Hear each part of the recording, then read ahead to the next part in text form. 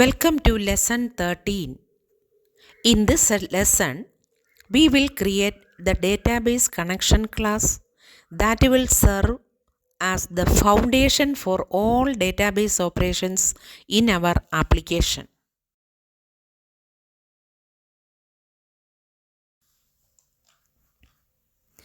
The database connection class provides a centralized way to connect to the database.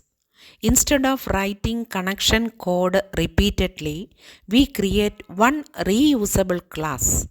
This keeps our project clean, organized, and easy to maintain.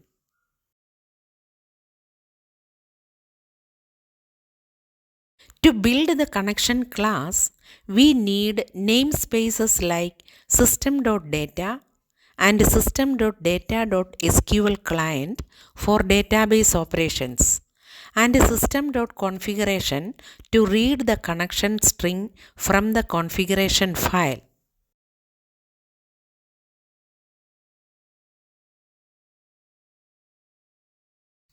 Start by creating a new class file named dbConnection class. Inside it, define a private connection string that reads from web.config. Then create methods to open and close the connection.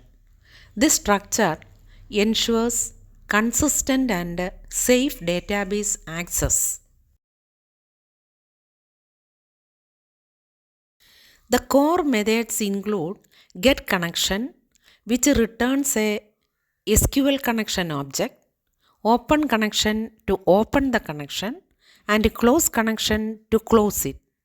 You may also add helper method to execute SQL commands or return data readers.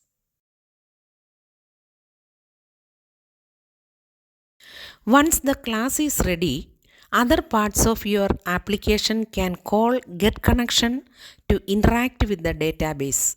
Always use using statements and proper exception handling to ensure connections are disposed safely.